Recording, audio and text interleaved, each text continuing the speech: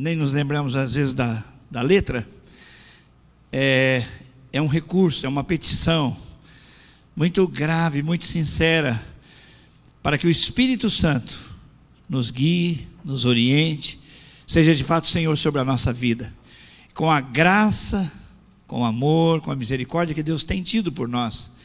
É assim que nós sobrevivemos. Nós vamos orar nesta manhã, e eu vou incluir nesta oração o nosso querido pastor Edson Queiroz de Oliveira. Quem se lembra do pastor Edson Queiroz? Isso. Crescemos juntos lá no ABC Paulista, e ele está no CTI. Ontem ele foi fazer exames de rotina, embora eu ache estranho ser no sábado, talvez não haja uma informação muito precisa ainda, mas depois de fazer lá no Sírio-Libanês, no Albert Einstein, em São Paulo, os exames, ele passou mal e está no CTI. Então, queria pedir que os irmãos orassem por ele. Senhor nosso Deus, no nome do Senhor Jesus, entramos na Tua presença com ações de graça, Senhor, com o nosso coração muito consciente de que o Senhor é bondoso, que a Tua misericórdia não tem fim, e que estas múltiplas misericórdias se renovam sobre a nossa vida dia a dia, nas madrugadas ainda, enquanto nós não temos consciência do que somos e do dia que virá ou que não virá. É assim que o Senhor renova o nosso alvará de vida, a nossa licença para funcionamento em mais um dia. Por isso, Senhor, nós sabemos, a Tua palavra nos declara que nós devemos nos alegrar no dia que fez o Senhor. Oh Deus, muito obrigado por esta manhã, por estes irmãos queridos e irmãs, por essas famílias que aqui estão. Nós Te agradecemos, porque estamos juntos, porque podemos pedir ao Senhor juntos, pela nossa nação brasileira que precisa tanto do Teu favor. Oh Deus, temos olhado para a nação brasileira e ficamos vermelhos de vergonha, Senhor, com aquilo que vimos, com aquilo que ouvimos. Deus, tem misericórdia. Nós não temos dúvida alguma que esta operação Lava Jato é uma providência Tua, é uma resposta Tua, Senhor, aos clamores do Teu povo. Eu sei que há pessoas que pensam de modo controvertido a respeito disso, mas nós estamos podendo ver como sociedade brasileira e ouvir de diversos setores, ó Deus, que a Operação Lava Jato já é um patrimônio nacional, histórico. Por isso, Senhor, nós temos tido a liberdade de ir a Ti para pedir pelo Brasil e pedir que a justiça do Senhor se estabeleça nesta terra. E nós não fazemos isso, papai, como quem aponta e condena aqueles que são corruptos, mas eu condeno a mim mesmo nas pequenas corrupções, ó Deus, da minha alma, ó Deus, em coisas que eu julgo que sejam tão simples, como estacionar o carro num lugar onde tem uma placa. Não faça isso. Parece que a gente gosta de condenar nos outros, mas não gosta de olhar seus próprios erros. Por isso eu submeto a minha própria vida a juízo Seu, Pai. Eu me submeto, porque eu sei que o Senhor é bom e a Tua misericórdia dura para sempre. E como Davi disse, quando ele foi tomado sob o juízo do Senhor e ele teve oportunidade de escolher as sentenças, ele disse: não, na mão dos homens eu não quero cair, eu quero cair nas mãos do Deus vivo. E o Senhor o feriu, o Senhor o corrigiu. E é assim que nós nos portamos, papai. Oh Deus, nós não queremos como igreja ter nenhum membro da nossa igreja numa lista de salários fantasma. Nós não queremos ver nenhum homem, nenhuma mulher, nenhum empresário, Senhor, usando do sistema corrupto, da corrupção, pelo tráfico de influência, ou, Deus, de um comissionamento ativo, ou mesmo passivo. Mas nós nos incluímos como igreja, que não pode fechar os seus olhos para o reino de Deus, que é maior que a própria igreja. Oh Deus, ajuda-nos a ser sinal visível do reino do Senhor nesta terra. Por isso nós oramos pelos desempregados nesta manhã, no Brasil todo. Sabemos, Pai, quão difícil é o pai de família, a mãe de família, aquele que suporta a casa, ter as demandas, as necessidades, as contas para pagar. Oh Deus, o alimento, a saúde, a educação, o transporte, papai, e não ter condição. Como as pessoas são tomadas de sentimentos de humilhação. Oh Deus, tem misericórdia.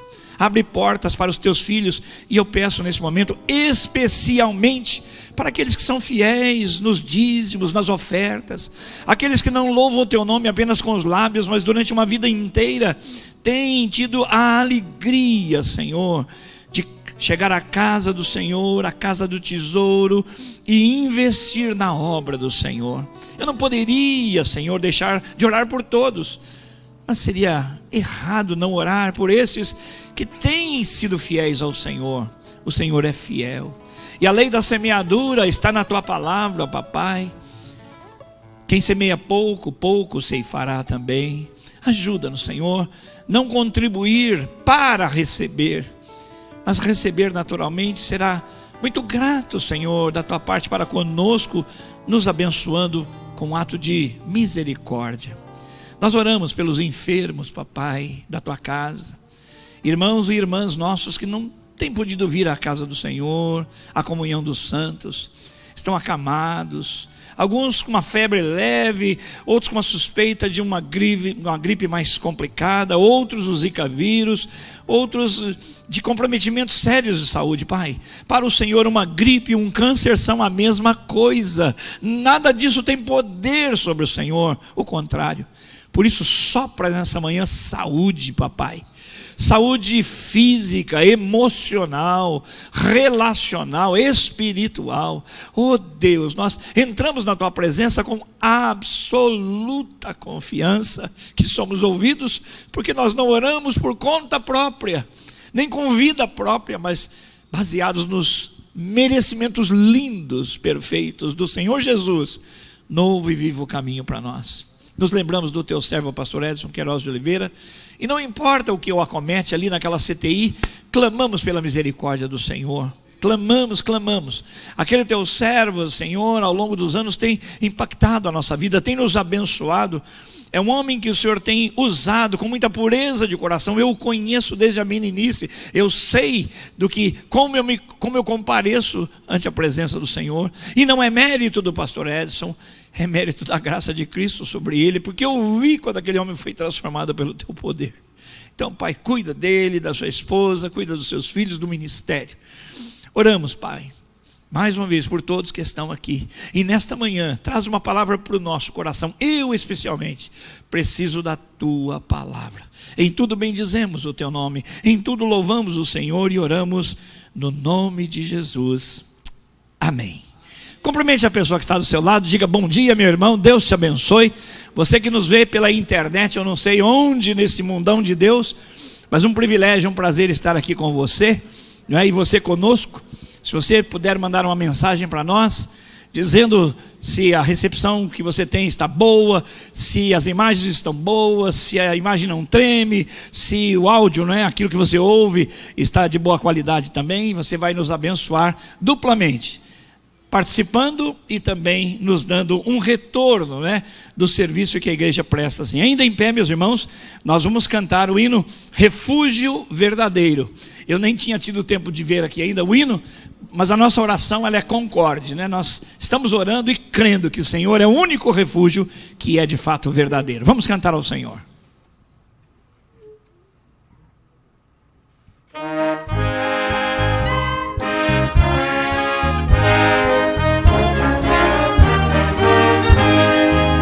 Seguro estou, não tenho temor do mal, guardado pela fé em meu Jesus. Não posso duvidar desse amor leal, Ele em seu caminho sempre me conduz. Não me deixará, mas me abrigará do pecado, vem me livrar. A sua graça não pode sustentar. No poder de Cristo Mestre, minha vida salva está. No perigo que cercá-la, Ele poderá livrá-la. Seu poder eterno sempre a susterá. Abrigo eterno tenho, Salvador, Ele esconde a minha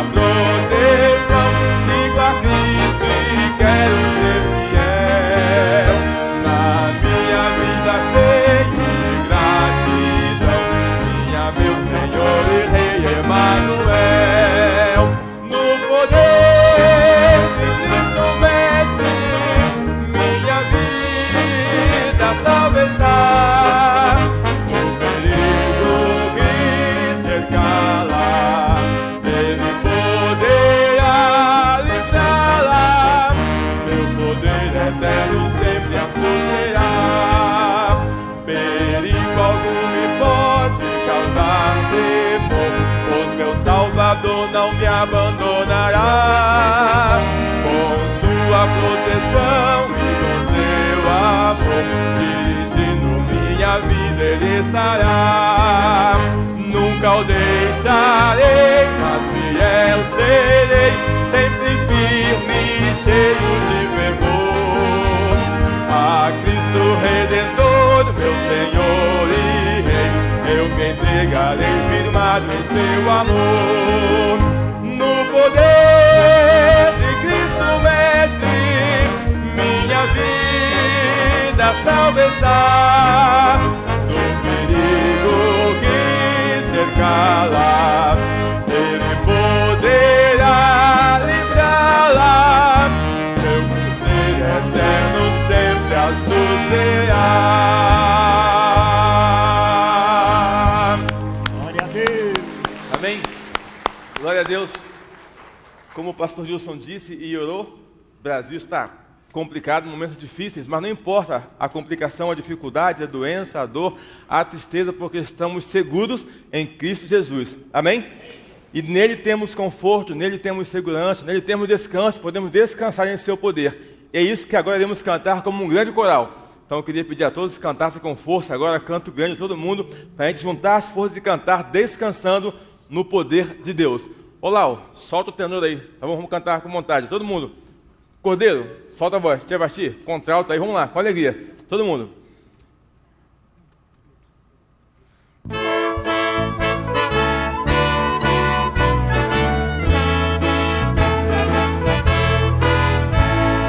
Que consolação tem meu coração, descansando no poder de Deus.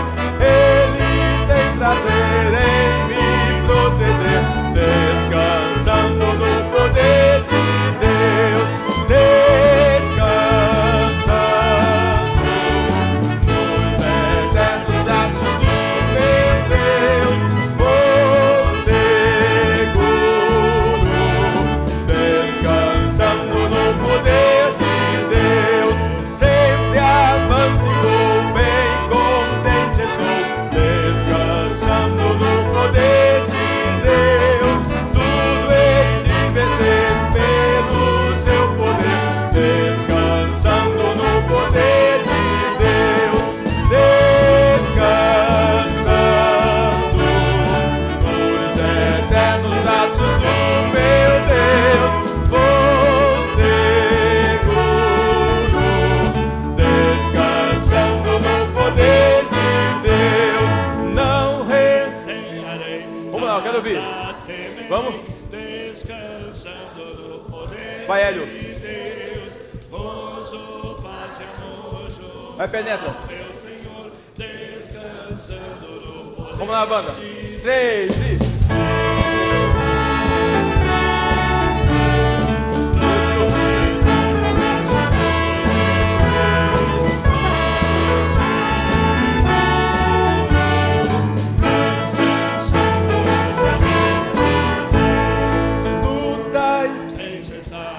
Vai, Tia Garcinha, solta a voz. Vamos, Thiago. Aí, que bonito, chefe. Vai, Pedro. Vamos lá? 1, 2, 3, 4. Descansando nos eternos braços do meu Deus, vou seguro, descansando no poder de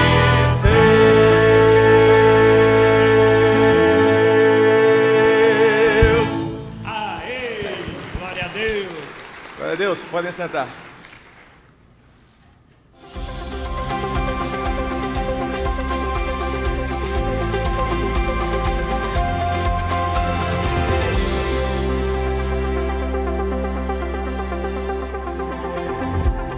Olá, você é muito bem-vindo aqui na Primeira Batista. Nosso informativo começa agora. Por favor, preste muita atenção. O Instituto de Pesquisa George Barna descobriu que A probabilidade de alguém aceitar a Jesus como Salvador é de 32% dos 5 aos 12 anos, 4% dos 13 aos 18 anos e de 6% após os 19 anos. Em outras palavras, se as pessoas não aceitarem a Jesus Cristo como Salvador até a adolescência, a chance de virem a fazê-lo é mínima.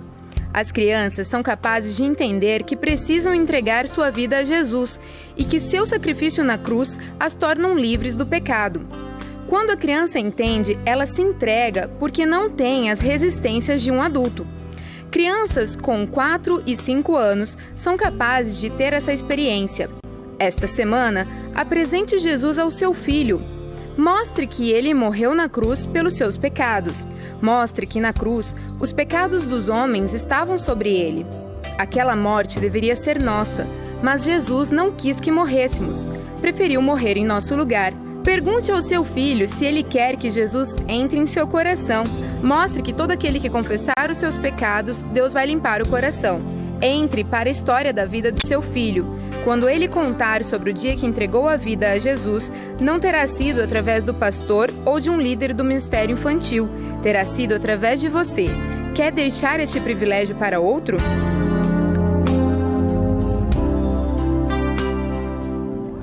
Na próxima quarta-feira, dia 1º de junho, iniciaremos mais uma campanha de 40 dias de jejum e oração, e deve terminar no dia 10 de julho. Nossa igreja está totalmente envolvida e neste ano estaremos juntos orando por um avivamento verdadeiro. Durante esse tempo, vamos estudar princípios bíblicos sobre o avivamento espiritual, usando o nosso livro devocional que você já pode comprar ali no hall ou na secretaria da igreja, por apenas R$ 8. Participe! Se você ficou com alguma dúvida, por favor, entre em contato conosco. Para rever essas e outras notícias, veja o seu boletim ou acesse o nosso site. Nosso informativo termina aqui. Deus te abençoe e tenha uma ótima semana.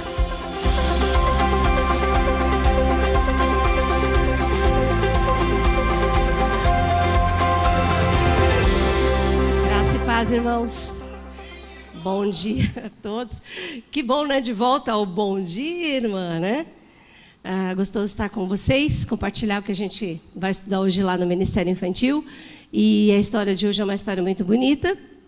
Jesus sempre usou conteúdos do dia a dia das pessoas para falar sobre o reino dos céus. E a lição de hoje fala sobre um banquete que é preparado para os amigos.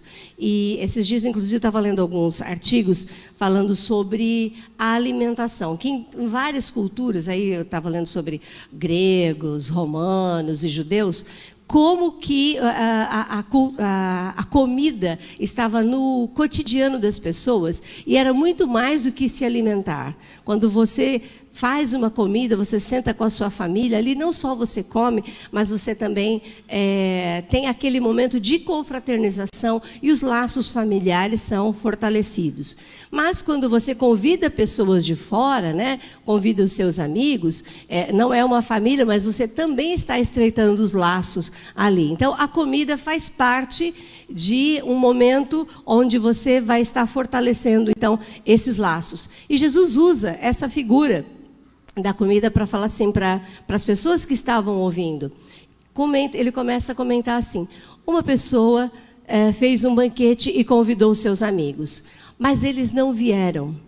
E aí, na hora que ele percebeu que os convidados... Não sei se vocês já fizeram algum convite assim, eu já fiz. Uma vez eu fiz 6 lasanhas. Eu também sou meio exagerada, né? Mas eu tinha convidado bastante gente. Marido comilão também. E, no fim, quase ninguém foi. Gente, eu não sabia o que fazer com tanta lasanha. Né? Então, a gente fica chateado quando você faz a comida, o pessoal não vem, não é verdade? É verdade. Tinha que ter te falado, né? Puxa vida. Então, eu sei que, olha, é muito triste. Esse homem tinha convidado e as pessoas não foram. E aí ele ficou muito chateado, e ele pegou e falou assim: chama todos os pobres, os aleijados, as prostitutas, todos aqueles que são excluídos, traz essas pessoas para virem comer à minha mesa.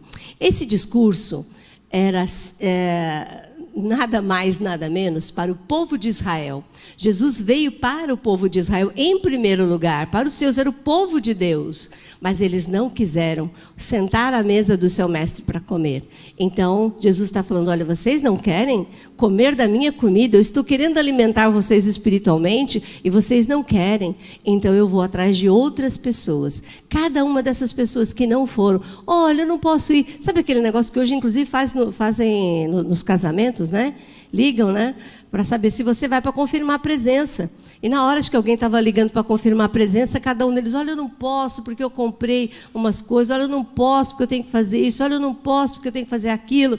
E cada um, então, supervalorizou a sua situação e falou, não posso ir a esse jantar, a esse banquete.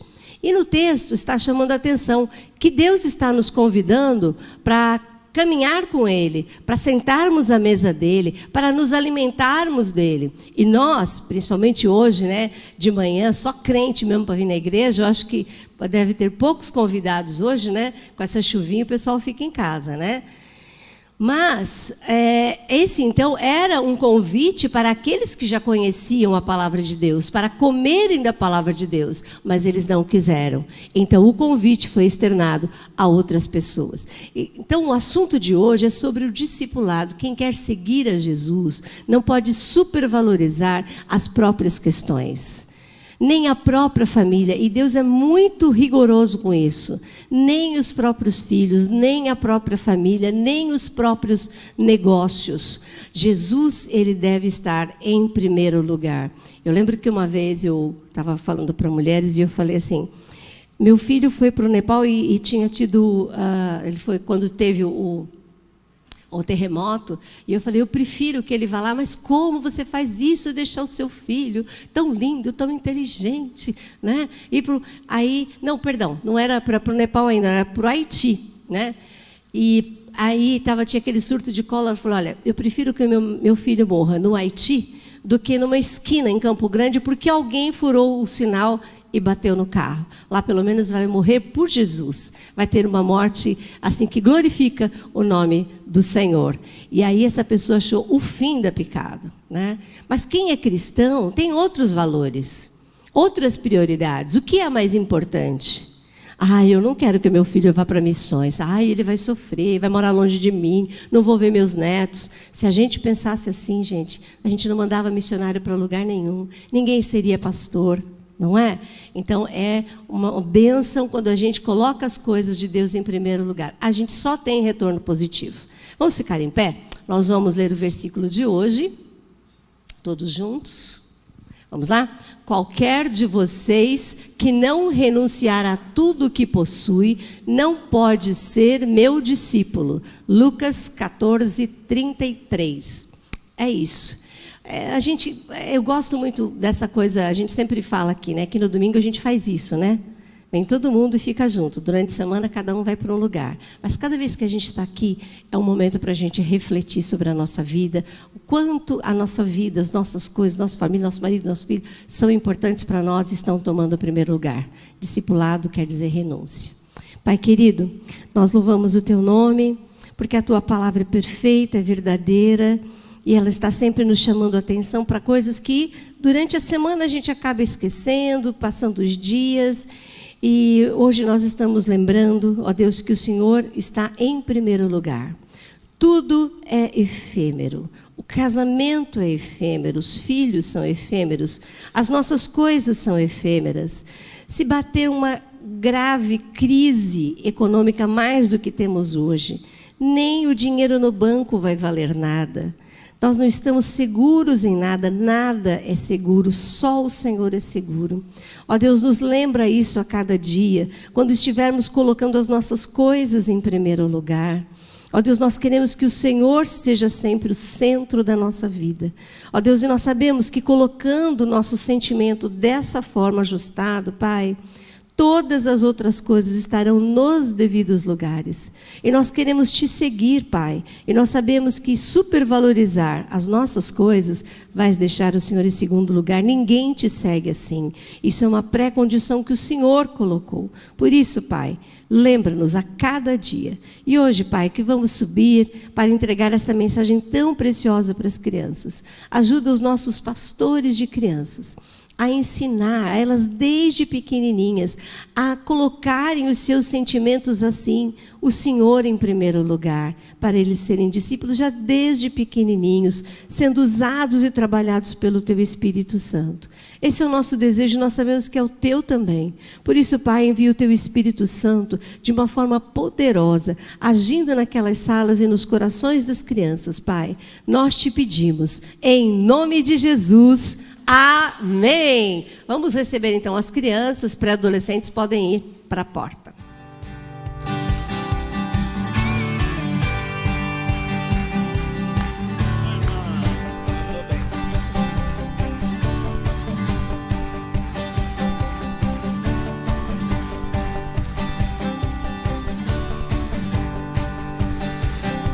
Parabéns a você que não ficou com medo do frio e trouxe a sua criança, não é? E nós estamos aí com as nossas crianças. Podem sentar-se, irmãos. Bom dia àqueles que chegaram um pouquinho depois do horário inicial.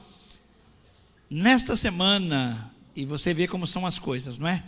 Nós vamos iniciar na quarta-feira, dia 1º de junho, a nossa série no livro 40 Dias de Jejum e Oração, Avivamento Verdadeiro, escrito pelo pastor Edson Queiroz de Oliveira, por quem nós oramos no início deste culto, porque ele está no CTI, não é? Não sabemos exatamente, os médicos suspeitam de algumas coisas, mas saberemos oportunamente. E ele, então, devido a caminharmos em discipulado, nós caminhamos, pastor Edson, eu, o André e eu, às quartas-feiras, 5 horas da manhã, pela internet, oramos juntos, trabalhamos nessa parceria, né, de companheiros de jugo do discipulado cristão. Sou muito abençoado pela vida dele. O Edson, na verdade, ele tem 4 anos mais que eu. Nós crescemos juntos, fomos embaixadores do rei.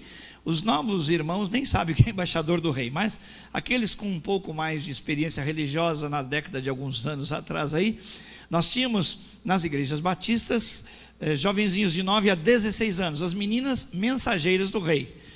Tem alguma mensageira aqui? Não. Vamos ver se sobrou 1, 2, 3, 4. Glórias a Deus pelas mensageiras aí, né? Que alcançaram o posto de rainha.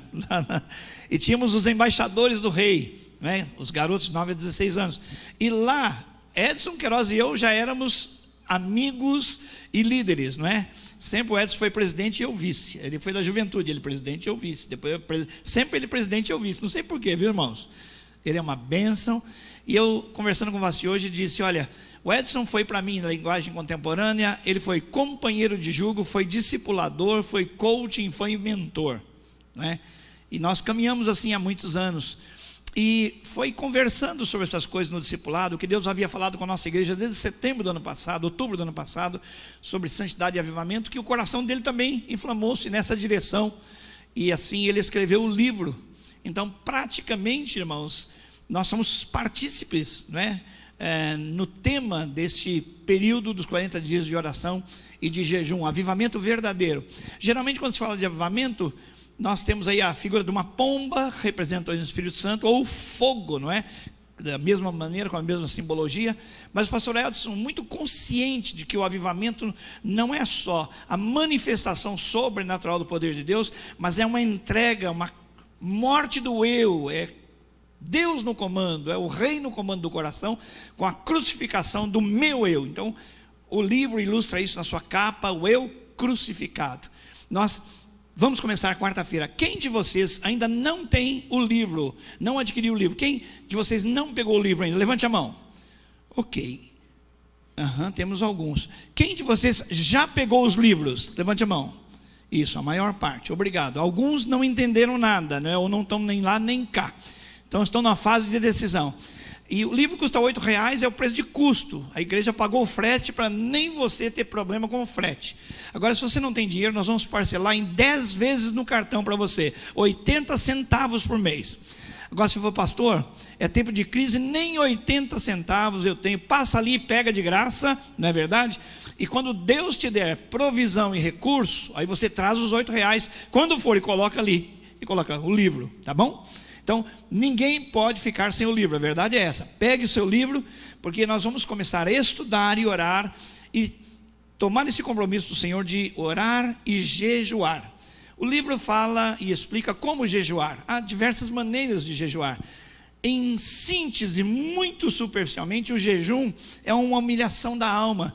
É quando você, ao pensar no pão da terra, você quer, é o pão do céu, que é Jesus. Então você abre mão do pão da terra para ir a Jesus. O jejum não muda Deus, o jejum muda a gente. Coloca o nosso coração mais à disposição de Deus. O jejum não é uma barganha, mas nós sabemos da importância do jejum na piedade cristã. Os apóstolos jejuavam, a igreja primitiva jejuava. Então, embora alguns tenham feito talvez o jejum uma moeda para negociar com Deus, nós não queremos isso. Queremos jejuar para consagrar a nossa vida, o nosso eu. E assim como vemos no Antigo Testamento, o jejum às vezes era nacional, pela nação. Um bom motivo para jejuarmos é a situação do Brasil agora. Então inclua isso. Alguns, como o jejum não é uma ordem bíblica, mas é uma disciplina bíblica, nós não estamos obrigados a jejuar. As grávidas, por exemplo, não devem jejuar. Pessoas com outros problemas, debilidade de saúde, não é? Como quem tem diabetes, por exemplo, não deve jejuar. Então, são alguns cuidados. Por isso não é ordem, é uma disciplina. Quem pode, deve, então, colocar a sua vida à disposição do Senhor para o jejum. Uns tiram uma refeição, outros tiram duas, outros tomam só apenas um lanche no fim do dia ou de manhã. São N maneiras de jejuar. Mas o mais importante é a consciência de que Deus está no controle e que nós queremos muito santificar a nossa vida, sermos um homem melhor, uma mulher melhor, um pai de família melhor, um marido mais leal, mais fiel, mais lindo, a esposa consagrada, ama o Senhor, uma mulher de paz que edifica a sua casa, filhos consagrados ao Senhor, famílias derramadas no altar do Senhor, homens e mulheres líderes em casa, na sociedade, na igreja, gente que fala de Deus e vive Deus. O jejum é isso para nós. Nós queremos, irmãos, buscar o Senhor enquanto se pode achar, enquanto o nosso coração não está duro demais, nem cético demais para achar que tudo é uma bobagem. Não, vamos humilhar o nosso coração diante do Senhor. Então pegue o seu livro, há uma meditação por dia, vamos fazer isso. No culto que nós temos da manhã, das 7 às 8 da manhã, esse tema vai ser enfocado. No nosso discipulado nós vamos usar o livro. Então todo mundo que está discipulando, pega esse período de 40 dias e usa o livro também para as suas meditações. Amém, meus irmãos? Assim será.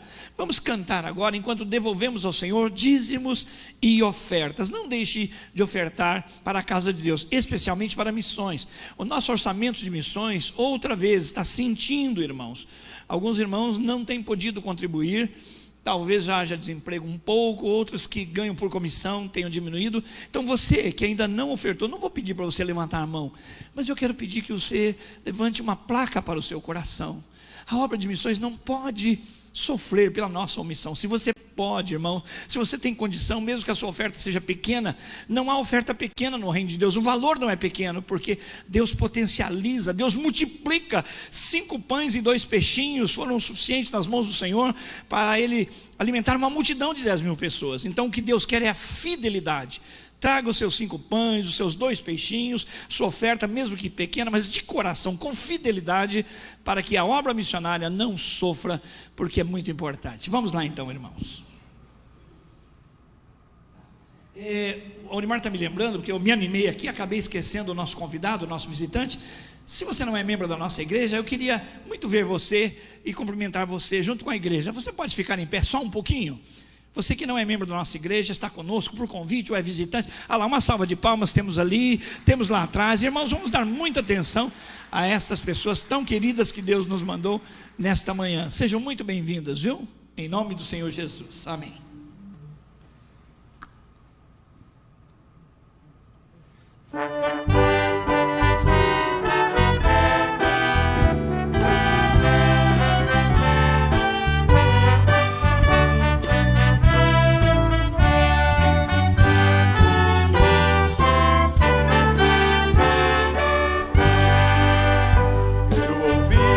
Palavras de Cristo, olhai para o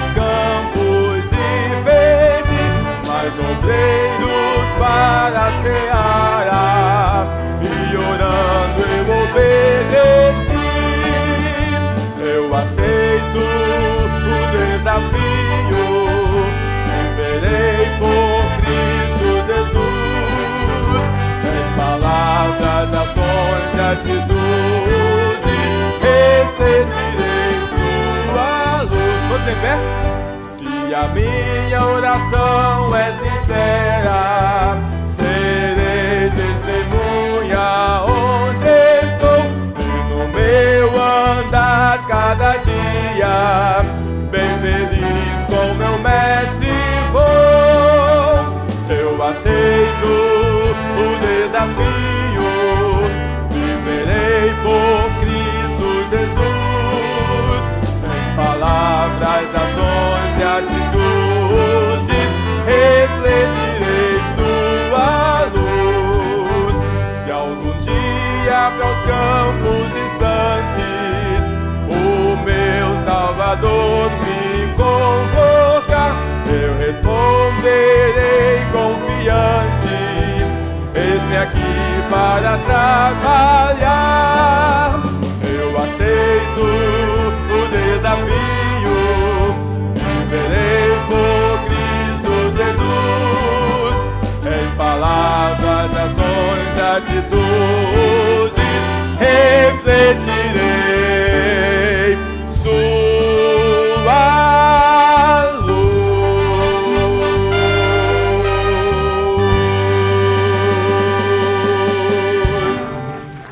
Amém. Glória a Deus. Podem sentar. Vladimir Rezende.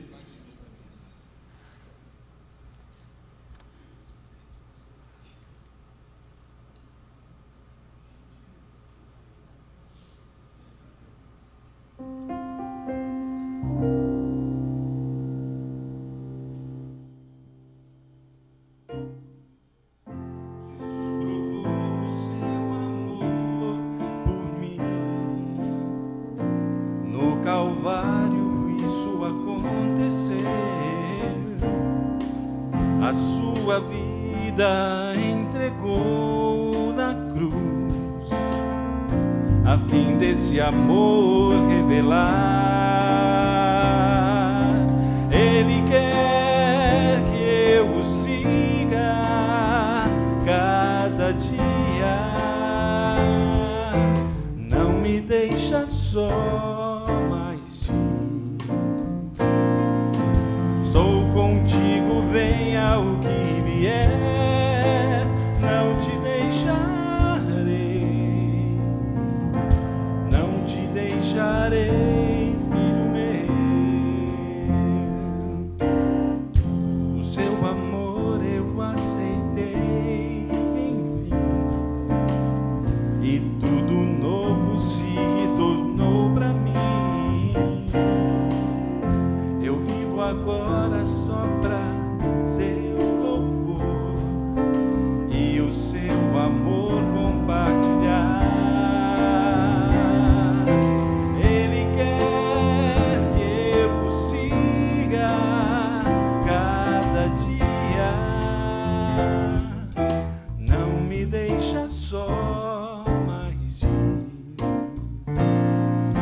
Sou contigo, venha o que vier, não te deixarei, não te deixarei, filho meu. Ó, sim, ele é fiel e cuidará de mim. Foi grande amor, o amor de meu Jesus. Ele quer que eu o siga cada dia, não me deixa só mais ir. Estou contigo, venha o que vier, não te deixarei, não te deixarei, filho meu, não te deixarei, filho meu, não te deixarei, filho meu.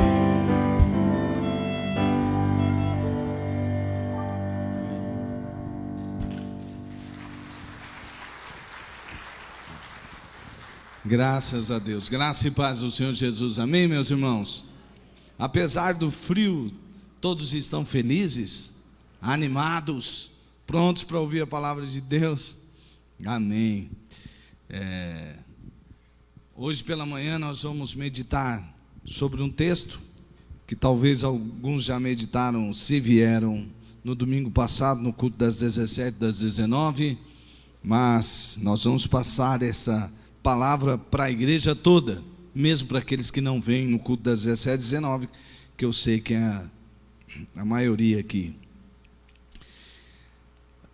Nós vamos falar um pouco sobre sonho, o sonho virando realidade. Amados, como é interessante você parar para prestar atenção sobre como anda a sua vida, qual rumo a sua vida tem tomado. Isso muito tem a ver com o sonho. Quando é que um sonho se torna realidade? É uma pergunta de muitos. Por que alguns sonhos que você tem se concretizam, outros não? Mas pensando no singular, qual que é o seu grande sonho? Se fosse para você resumir um sonho só da sua vida, bom, eu quero viver minha vida e eu quero, quando eu terminar, eu quero... Qual que seria o seu grande sonho? A outra pergunta é, será que ele é tão grande assim? Será que esse seu grande sonho é tão grande sonho mesmo? Qual é o sonho que não pode ser destruído? Qual é o sonho que não pode ser destruído? Há um livro chamado 8 Hábitos de Pessoas, de líderes de pequenos grupos eficazes, que tem um capítulo que Dave Earley fala sobre a importância de se ter um sonho. E ele diz assim: ter um sonho aumenta o potencial, ter um sonho ajuda a sua realização, ter um sonho ajuda a manter o foco e canalizar a energia, ter um sonho aumenta o valor do grupo, ter um sonho prenuncia positivamente o futuro, ter um sonho motiva líderes a continuar persistindo. E quando se fala em sonho e em todas essas coisas, depois você vai notar claramente que tem todas essas coisas, quando se fala em sonho, você logo pensa em um personagem bíblico, né? Quando fala de sonhos na Bíblia, quando você olha para dentro da Bíblia, fala de sonhos, qual é o personagem que lhe vem à mente? José, né? José é aquele adolescente que teve um sonho, mais especificamente ele sonhou com feixes de trigos, né? E ele sonhava que havia feixes que representavam seus irmãos e até mesmo o seu pai estava incluído, e ele não sabia, mas estava incluído muito mais ali naquele sonho. E aqueles feixes, eles se dobravam diante de um feixe. Então era a imagem de feixes de trigos que todos eles se dobravam diante de um feixe. E esse feixe, Deus estava mostrando que era José. E ele vai e conta aos seus irmãos a respeito desse sonho. E aí você imagina a encrenca que foi, né? Porque você pensa só, você é o mais novo, o caçulinha, e vai lá e conta para os seus irmãos e diz: vocês são esses feixes que dobram diante de mim. Ele já não devia ser lá muito querido pelos irmãos, porque ele notoriamente era um filho predileto de seu pai. Ou seja, Jacó, ele amava José por N questões, mas os outros irmãos se tocavam: esse aqui é o preferidinho do papai, é o peixinho do papai. Aí ele vai e conta um sonho desse, você imagina o que aconteceu. Aí eles ficaram enfurecidos mesmo. Você querendo dizer o quê, cara? Que você vai dominar sobre nós? Bom, ele conta isso não somente para os seus irmãos, mas conta para o seu pai também. Seu pai ouve desse sonho. E aí, juntamente com os demais, está dizendo: o que é que você está querendo dizer, meu filho? Que até eu me prostrarei diante de você? Aí, necessariamente, poderia haver uma inversão de valores familiares, né? Olha, José, você é meu filho predileto, mas como assim? Só que Eu fico olhando essa história com uma certa curiosidade, porque eu fico pensando assim, mas espera aí, será que ninguém se tocou que o cara não foi lá e inventou um sonho? José não foi lá e inventou um sonho, ele teve um sonho. Bom, será que eles estavam identificando que eram coisas que ficavam tanto na cabeça de José, que ele acabou sonhando com aquilo? Seria um sonho fabricado pela mente de José, ou seria mesmo um sonho da parte de Deus? Isso já mostra algumas dicas para algumas respostas que fizemos no começo. Mas uma coisa nós vamos aprender que é claro na vida de José: o sonho vira realidade quando se tem integridade e perseverança. Um sonho, aquele sonho, o grande sonho de Deus para a sua vida, ele vai se tornar realidade. E a sua parte, com relação a você, cabe ter integridade e perseverança. E a integridade e perseverança, ela nos leva a confiar em Deus na adversidade, fugir das tentações, que é uma grande ladra de sonhos, depender de Deus sempre. Dependência de Deus nos leva a dar glória e sempre honra a Deus, e crer na soberania de Deus, crer na soberania de Deus. Então vamos ver aqui a primeira parte. Olha, é a confiar em Deus mesmo no meio da adversidade. Isso é de suma importância, a confiança em Deus, porque as adversidades, a princípio, nós reagimos às vezes, dependendo da personalidade de cada um aqui, a gente reage assim com força, diz, nossa, a adversidade não vai me tomar não, aí você vai lá, você luta contra, mas quando passa um mês, 2 meses, você está lutando contra uma coisa depois de 1 ano, você começa a dar uma esmurecida, né? Fala, meu Deus, acho que isso aqui, já lutei tanto contra isso, não está dando. As adversidades, elas são, na maior parte das vezes, uma prova para o nosso próprio caráter. E é necessário que, diante da adversidade, a gente continue confiando em Deus.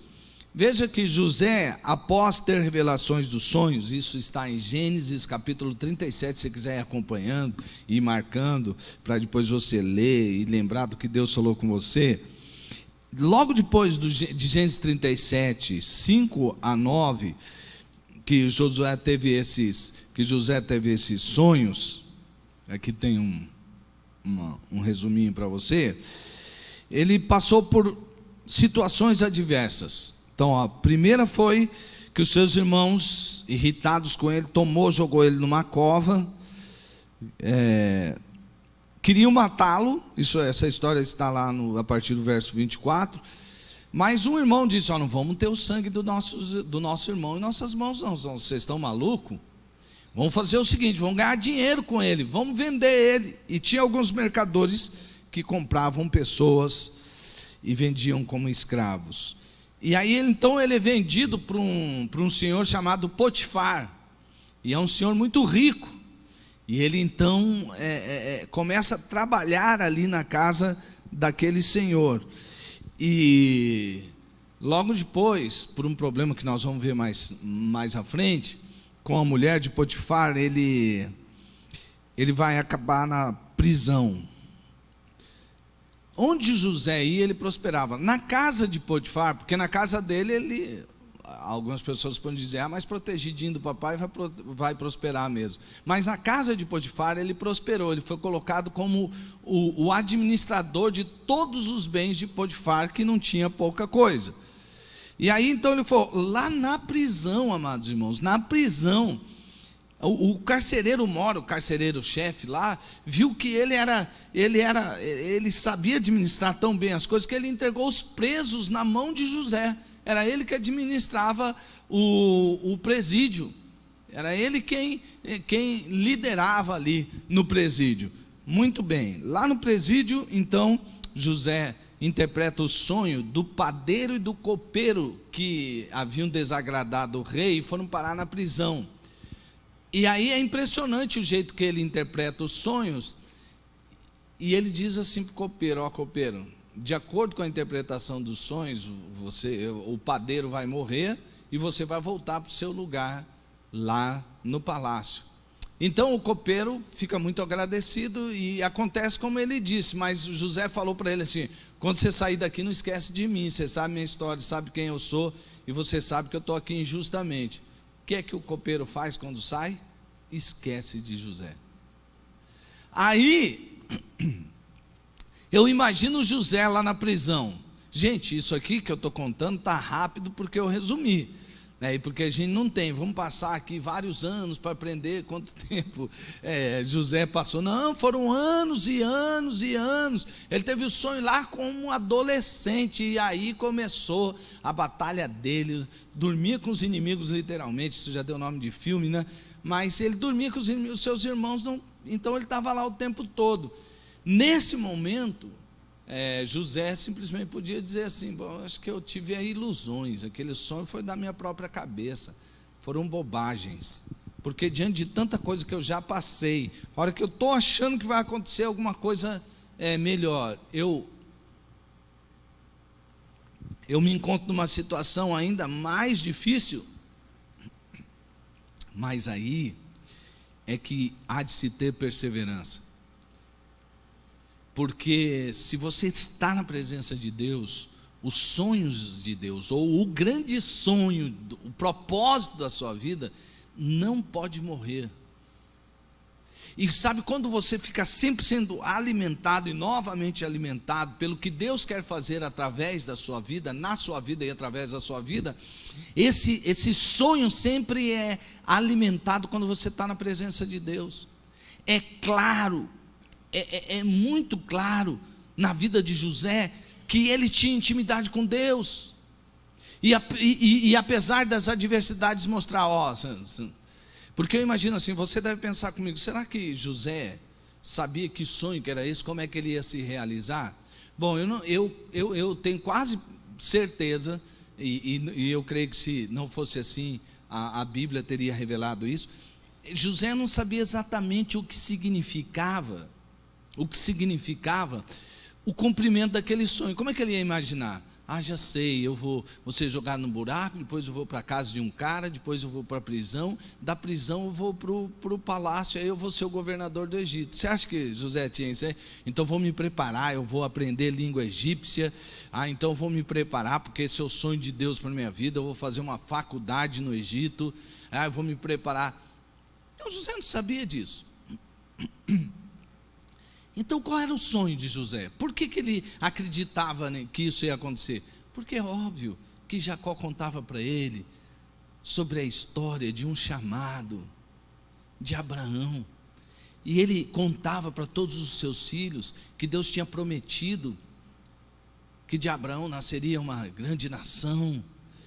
E que eles faziam parte, eles estavam nessa linhagem de nascer uma grande nação. E o que José acreditava, isso sim, é que aquela promessa de Deus se cumpriria também através dele, e ele guardava isso em sonho. Depois você vai perceber como era claro isso na cabeça de José. Ele não sabia que se tornaria o rei do Egito, ou o segundo homem, depois de Faraó era ele, mas ele sabia de uma coisa: Deus estava fazendo algo através da vida dele. E tinha a ver com a promessa que Abraão tinha recebido de se tornar uma grande nação. Então, quando vem as adversidades, ele podia muito bem imaginar, olha, são bobagens, ilusões, mas o Senhor sempre era com ele, ele tinha sempre intimidade com Deus, e ele não permitia que as adversidades roubassem os seus sonhos. Ele não permitia que as adversidades pudessem fazer com que ele desistisse. Ele continuava perseverante, porque ele estava em Deus, o Senhor era por ele, ele sabia disso. Então ele era firme, apesar das adversidades. Você tem passado por adversidades? Já faz tempo. Há algumas dificuldades na sua vida que indicam que, sei lá, antes eu acreditava mais assim, em algo mais, mas já aconteceu tanta coisa na minha vida. Eu já passei por tantas covas, já passei por tantas tentações, já passei por tantos fracassos, já passei por tantas decepções, já passei por tantas desilusões. Olha, eu acho que o meu negócio é levar a vida só. Não acredite nisso. José, em nenhum momento, ele acreditou que estava tudo acabado, porque ele tinha intimidade com Deus, então ele perseverava e se mantinha íntegro dentro do propósito de Deus. Se não, vamos ver a seguir. O texto nos mostra também que José passou por um problema muito sério. Esse aqui é um versículo em Romanos para nos lembrar da perseverança, mas vamos passar mais rápido. Vamos para o segundo ponto, que é fugir das tentações. Veja só, meus amados irmãos, como fugir das tentações é um passo importante para que o sonho de Deus se cumpra na sua vida. Porque a tentação, ela não tem só o propósito de fazer errar naquele momento. Preste atenção nisso que eu vou mostrar, que o texto vai mostrar para a gente. E guarde isso. A tentação não tem o propósito apenas de fazer você errar naquele momento, para te acusar. Você errou aqui. Aí, vou lá pedir perdão, pronto. Agora, beleza. Não, a tentação, ela é uma armadilha muito mais séria do que só errar naquele momento, que já é sério. Um pecado só tem que ser tratado com muita seriedade. Mas o pior não é isso. O pior é a armadilha que está por trás dessa tentação. O texto diz que José era, em Gênesis 39:6, pode ver aí, que José era um homem atraente. Ele era um homem formoso, bonito. E quando ele estava lá na casa de Potifar, a mulher de Potifar faz uma portifaria com ele. E ela tenta seduzi-lo, porque ela estava apaixonada por ele. Aí nós temos o texto aqui da tela, que mostra como é que essa mulher, a Bíblia demonstra que essa mulher constantemente, dia após dia, tentava José. Então vamos ver aí o que diz o texto. E depois de certo tempo, a mulher do seu senhor começou a cobiçá-lo e convidou: venha, deite-se comigo. Olha aí a tentação. Alguém pode olhar e pensar assim: bom, devia ser difícil, ainda mais que era patroa, podia sugerir como o seu pedido podia ser uma ordem, né? Deite-se comigo, senão você vai se dar mal. E Gênesis 39:10. Assim, embora ela insistisse com José dia após dia, ele se recusava a deitar-se com ela e evitava ficar perto dela. Olha só.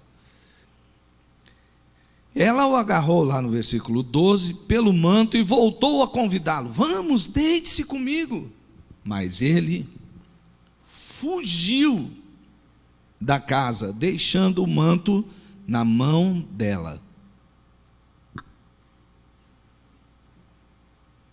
Você percebeu coisas importantes nesse texto? E nesse texto nós percebemos que José, ele não era daqueles que flertavam com a tentação. Não, ele não fazia isso. Ele não media força com a tentação. Antes ele temia essas coisas, porque ele temia Deus. José era um homem que percebeu: aqui tem uma armadilha. Aqui nós vamos lembrar que a mensagem diz que o sonho vira realidade com integridade. José era um homem íntegro, ele sabia que era errado. Ele sabia que era errado. Agora, perceba que José, quando a mulher insistia demais com ele, ele teve que dar uma resposta àquela mulher. E ele disse àquela mulher: olha, eu não posso fazer isso, sabe por quê?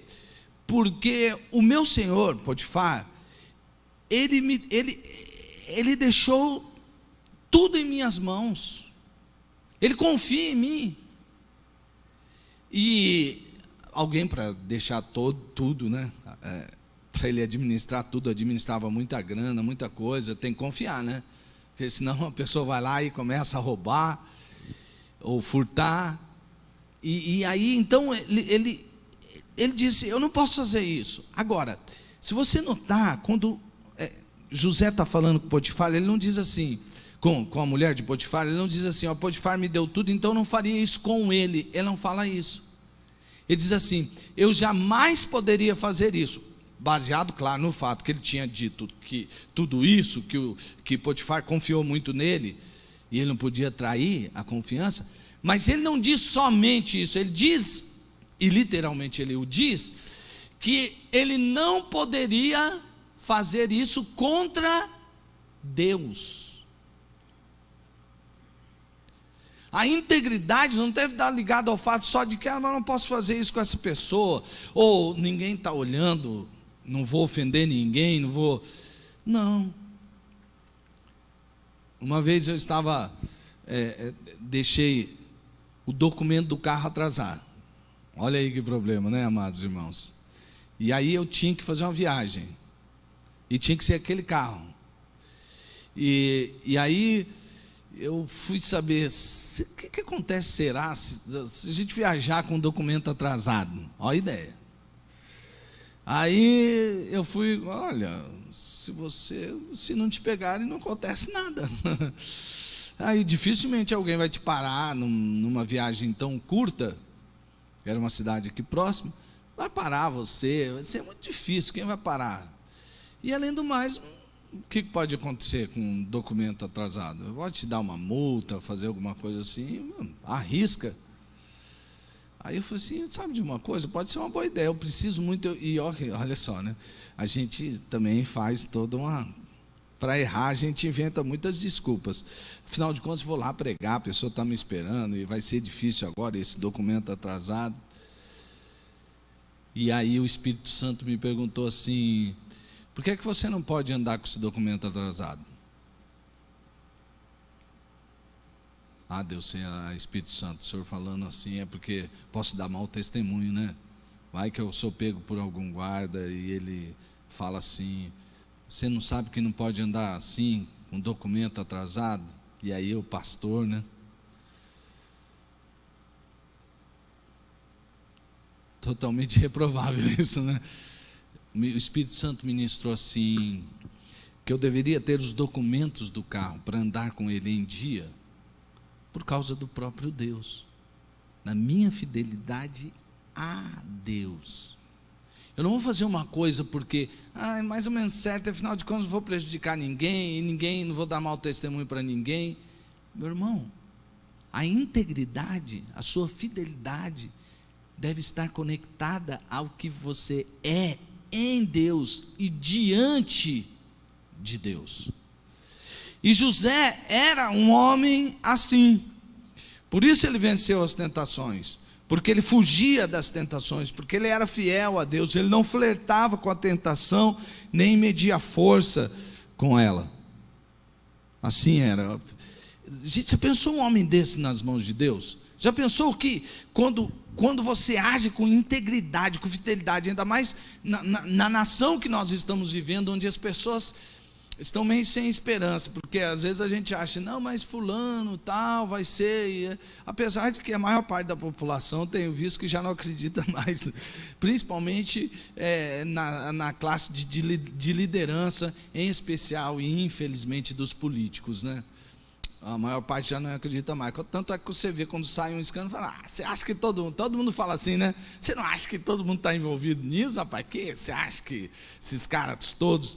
Infelizmente. Mas agora vamos olhar, dentro desse contexto, se nós achássemos alguns Josés, alguns Daniéis, que resolvessem não se corromper com este mundo, o que Deus poderia fazer nessa nação? Aliás, falando nisso, lembro-me de Wesley. Lembrei-me quando estava escrevendo isso aqui, que ele disse assim: dai-me 100 homens que nada temam, senão o pecado, e que nada desejem, senão a Deus, e eu abalarei o mundo. Vou falar de novo: 100 homens que nada temam, senão o pecado, e que não desejem, e que nada desejem, senão a Deus, e eu abalarei o mundo. Amados, nós somos convocados, chamados a ser o José desse tempo, homens e mulheres que não se corrompam. Nós somos chamados a ser os Ananias, os Sadraques, os Mesaques, os Abednegos desse tempo, que não se curve diante dessa estátua poderosa, que não se curve diante de Mamon, que não se curve diante do poder, que não se curve diante do desejo da fama, mas queira ser um homem, uma mulher segundo o coração de Deus, que tem integridade. Assim se alcança o sonho. Aliás, isso já é o próprio sonho, você vai perceber mais tarde. Mas também a integridade e a perseverança de José era fruto e resultado ao mesmo tempo da dependência de Deus. Depender de Deus sempre. Depender de Deus sempre.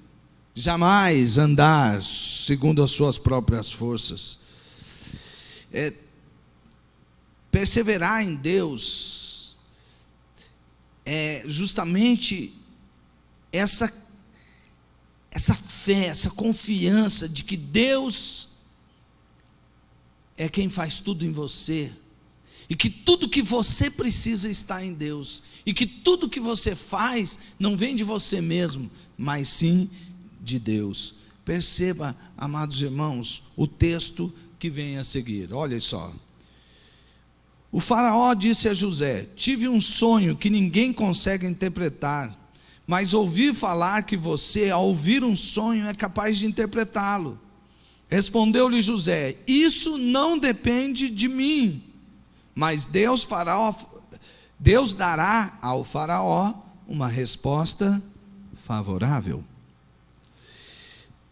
Perceba, meu amado irmão, minha amada irmã, que José ficou famoso como intérprete de sonho, porque quando ele estava na prisão, eu falei isso a princípio, ele foi preso antes do copeiro e do padeiro. Ele estava lá na prisão e recebe presos novos. E era fácil ir preso. Era trabalhar com o faraó, podia ser uma grande honra. Vai ganhar dinheiro, vai viver do bom e do melhor, vai ter do bom e do melhor na terra, mas também era perigoso. Era perigoso porque se faraó acordasse mal-humorado, se fizesse uma coisa contra ele, não precisava muitas justificativas, ou nem um juiz Sérgio Moro para colocar você na cadeia. Era fácil, você ia embora. Cadeia nele. E eles foram, porque eles desagradaram a faraó, é o que relata a Bíblia. Eu não sei exatamente o que eles fizeram para desagradar, mas foram para lá. E um dia eles estão com uma cara assim, acabadinha, triste. E José chega diante deles, e José aparentemente é muito querido lá na prisão por todos os presos, e ele diz assim: por que vocês estão com as caras assim, tão abatidas? Ele diz: não, é que eu tive um sonho, ele teve outro sonho, parece que os sonhos têm conexões, ou tem uma conexão mais séria, mas a gente não sabe interpretar, e não tem ninguém aqui para interpretar esse sonho. Se é isso, alegrem-se. Ele não falou assim: deixa comigo, cola em mim que você brilha. Ele não falou isso, não. Ele disse assim: não, olha, então acabou. Sabe por quê? Não é de Deus o revelar os sonhos. Não é de Deus. Ele não estava falando assim: eu tenho um talento, Você precisa ver. Fala o sonho aí. Você vai ver. Manda aí, fala aí. Ele não fez isso, não.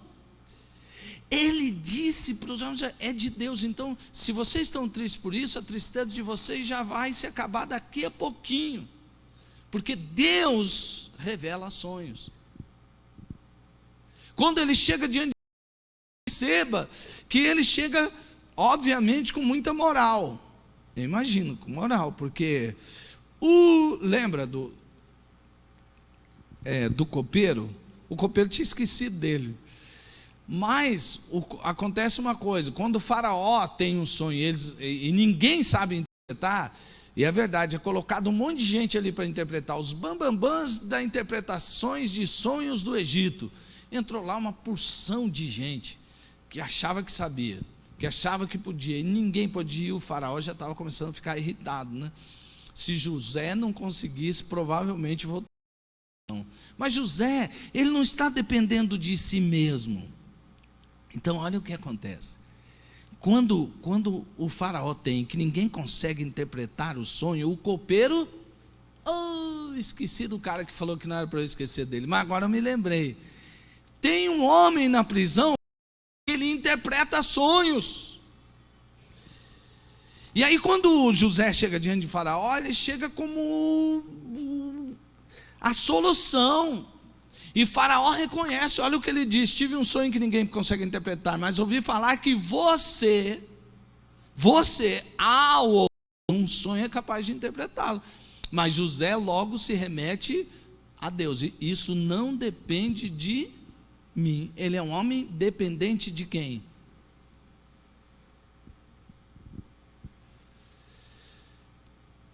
Persevere em depender de Deus.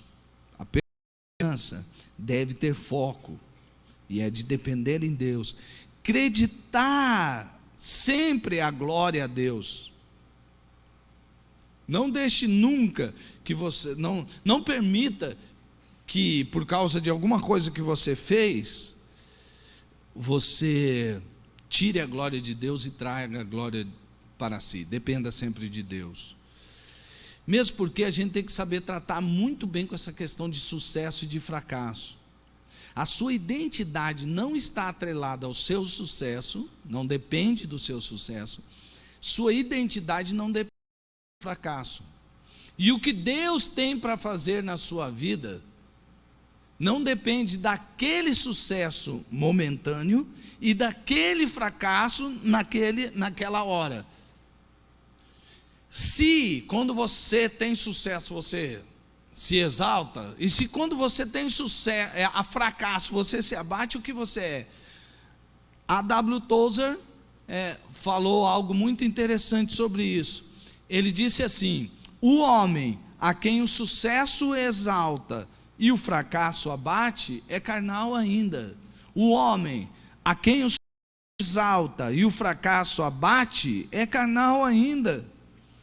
Por quê? Porque isso está conectado ao nosso último ponto, que o homem que está em Deus, ele não acredita que vai ter resultado porque ele está tendo sucesso, e nem vai acreditar que não vai ter resultado porque ele teve um fracasso, porque ele acredita não naquilo que ele está lendo da circunstância, isso aqui está indicando para cá, não, ele acredita, ele crê, ele confia na soberania de Deus, no plano soberano de Deus.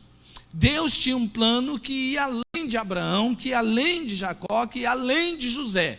Nós não sabemos exatamente o entendimento que José, naquele ponto, tinha a respeito disso, mas tinha algum, pelo menos o mais imediato, de que Deus estava fazendo algo e queria realizar, e colocou ele naquele lugar que vai chegar agora, na nossa história, porque Deus tinha algo para fazer através da vida dele, e que tudo que ele tinha passado não era uma coisa pequena não, porque muitas vezes com as circunstâncias adversas, os problemas, as tentações, nossos sucessos, nossos fracassos, nos levam a pensar que tudo depende de nós e que a coisa, eu não sou tão grande como fulano, eu sou pequeno. Às vezes a gente diz assim, não sou também tão pequeno como ciclano.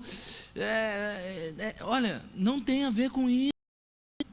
Tem a ver com o plano de Deus para a sua vida, tem a ver com o que Ele te chamou. Você acha que Deus escolheu você antes da fundação do mundo e separou você lá no ventre da sua mãe, cuidou de você? Você acha que você conheceu Jesus, o Senhor da história, para viver uma vida que não tem sentido, que não tem significado? Claro que não. Você é um escolhido de Deus. Você é um amado de Deus. Deus tem um plano maravilhoso para a sua vida e está cumprindo, ainda que você não enxergue. Vai chegar um ponto que talvez você vai conseguir juntar os pontinhos e vai percebendo aqueles pontinhos, porque eu aprendi com alguém que um ponto é um ponto, 2 pontos são só 2 pontos, mas quando há vários pontos, isso está indicando um caminho, uma direção. Veja só, crer na soberania de Deus. José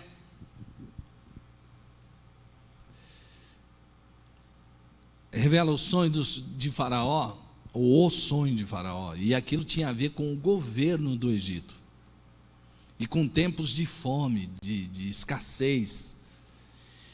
E quem é avisado quando tem, sobre crises, ele pode ir à frente.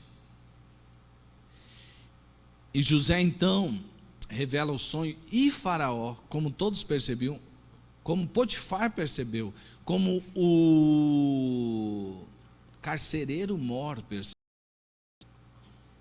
e deu a José lugar de liderança. Faraó facinho também percebeu, esse homem, ele não é só revelador de sonhos, não, ele tem o poder de enxergar as coisas. Eu vou colocar ele para administrar, já que ele sabe exatamente o que significa esse sonho. Quem mais poderia ser melhor que ele para governar? Então ele coloca José como governador do Egito, e tudo ele colocou nas mãos, a exemplo de Potifar, a exemplo do carcereiro. E ele coloca, bom, aí tem a fome na terra. Quem mora naquela terra dominada pelos egípcios? Seu pai e seus irmãos. Pelo menos agora o Egito tem um poder econômico muito forte sobre todos, porque eles têm o alimento. Num tempo de escassez, quem tem o alimento domina. E aí então os outros povos vêm buscar os egípcios, e aí os egípcios podem vender o alimento por um bom preço. O Egito se enriquece, vai se enriquecendo muito, e José vai se tornando cada vez um homem que os outros olhavam, puxa, agora esse homem é um homem que tem o poder. E o pai dele então fala para os seus irmãos, olha, tem muita fome na terra, então vai lá no Egito para comprar cereais. Bom, os cereais era muito importante, porque não somente como alimento, que era fácil de ser armazenado, porque ele não se estragava facilmente, porque ele poderia ser ressecado, mas também como remédio. Eles usavam cereais como remédio. O Egito já estava adiantado, né? Hoje a gente vai lá na como chama a médica mesmo, que trata da comida da gente, nutricionista, fala, tem que comer bastante cereal, porque ele é rico em fibra e tal. Não é assim hoje? O Egito já tinha bastante nutricionista lá. Aí ele chega, vai, pega o dinheiro, o pai dele tem grana, né, o Jacó, junta um dinheiro e fala, agora vai lá, compra. E eles têm, os irmãos de José, os filhos de Jacó, têm que ir aonde comprar? De quem? Com quem que eles têm que falar? Com José. Aí eles vão para lá, mas eles não sabem que José é o irmão, porque eles nunca mais tiveram notícia. O pai já pensou que eles tinham morrido, porque eles até inventaram uma mentirada lá, para o pai. E o pai acreditava que o irmão tinha morrido. Aí então, ele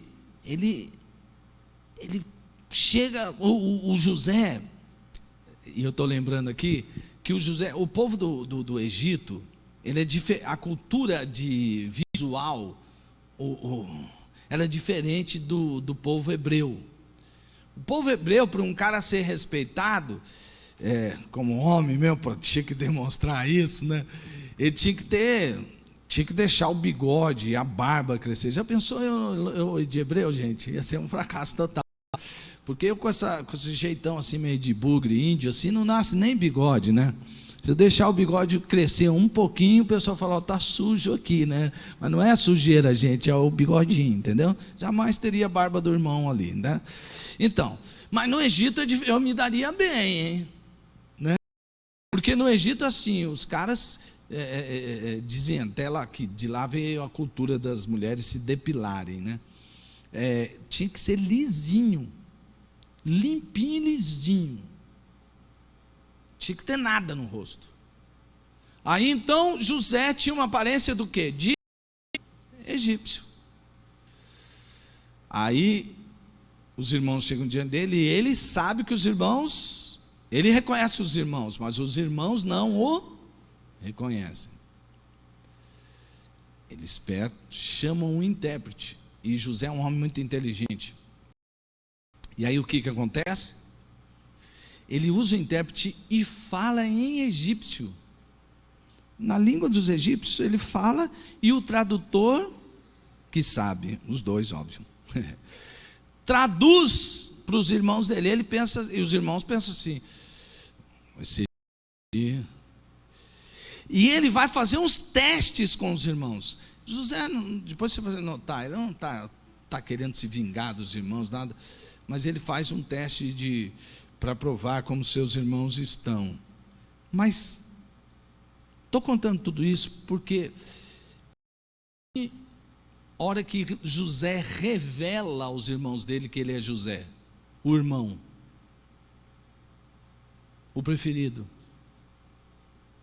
como que você reagiria? Imagina só, você jogou seu irmão no poço, depois queria matar, mas depois você vende, e você sabe que seu irmão ia passar as piores dificuldades.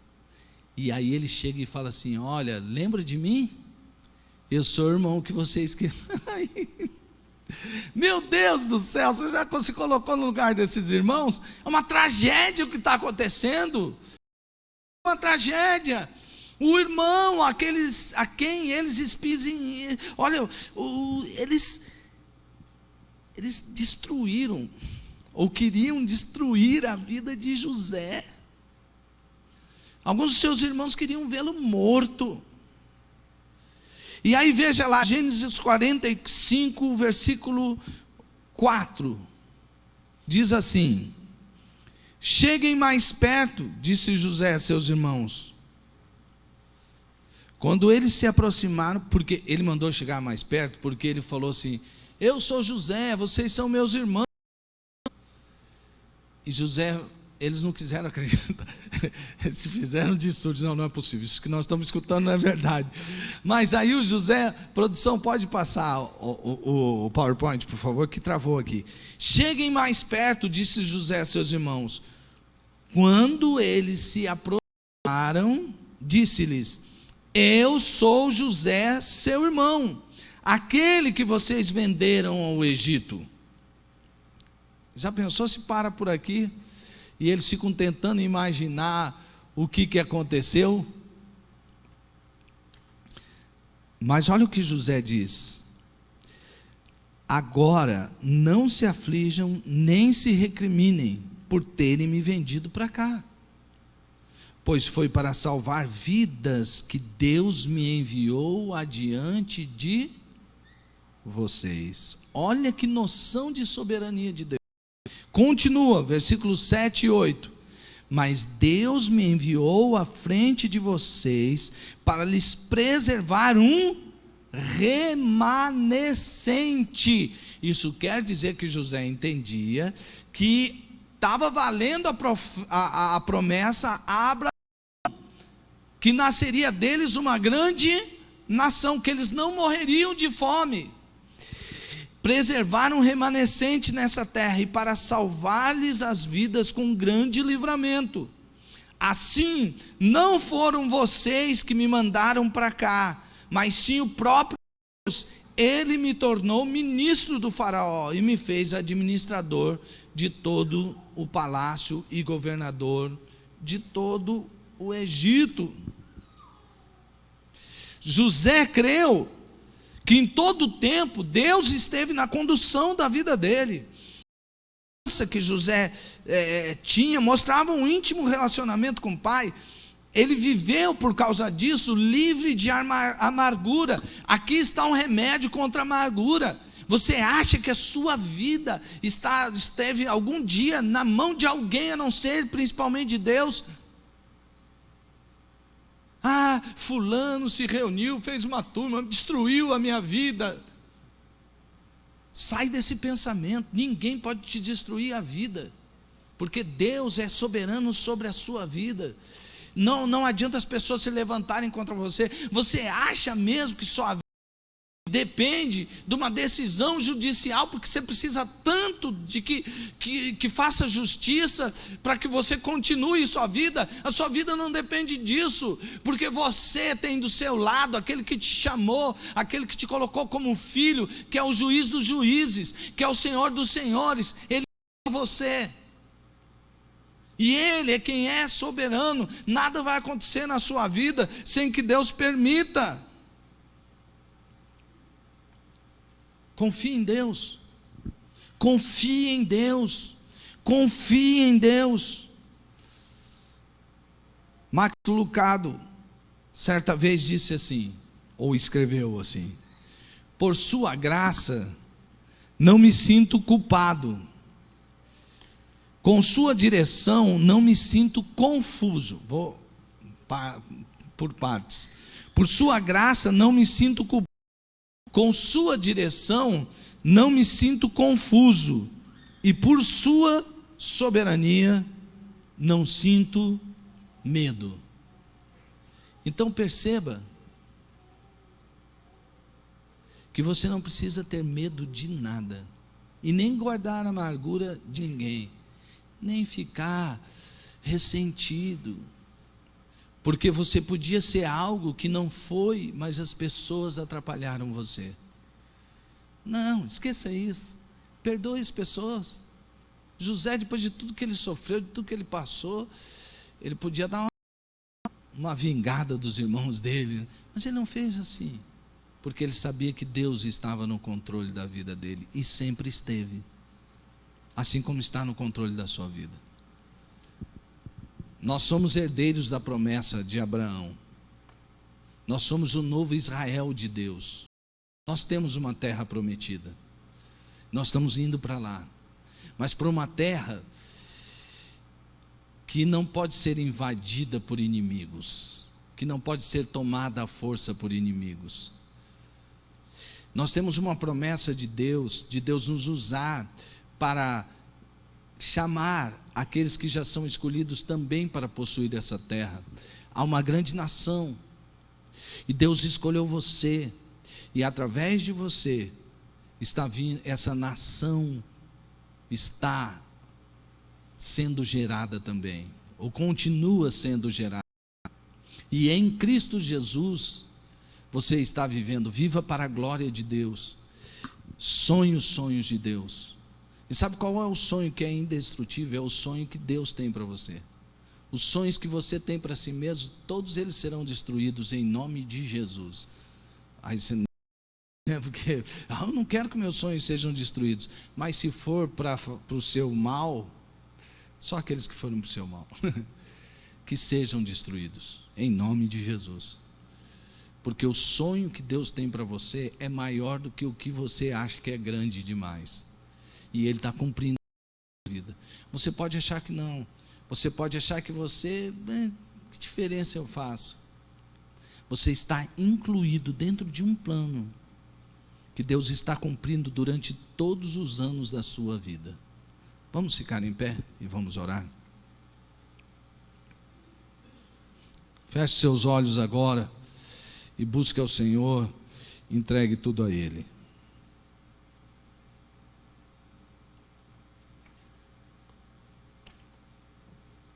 Entregue tudo a Ele. Entregue tudo a Ele.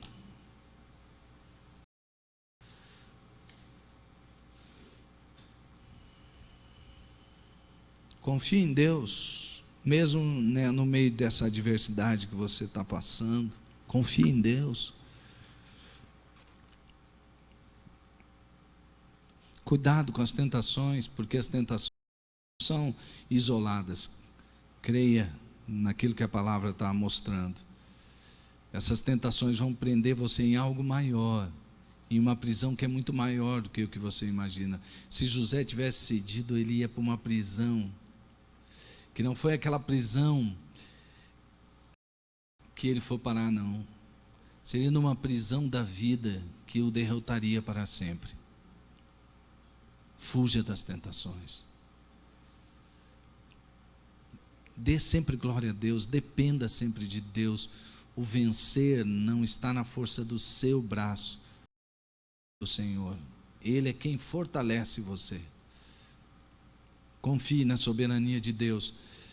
A sua vida está nas mãos dele, porque você está incluso num propósito muito maior do que você mesmo. Que o amor de Deus Pai, que a graça redentora do Senhor e Salvador Jesus Cristo, que a comunhão do Espírito nos faça que venha sobre nós suas consolações, e que o poder e a unção do Espírito faça você viver o sonho de Deus com integridade e perseverança. Em nome de Jesus. Amém. Amém. Glória a Deus. Os irmãos podem assentar um minutinho. Nós vamos ter o nosso estúdio e eu estarei chegando à frente para cumprimentar os irmãos.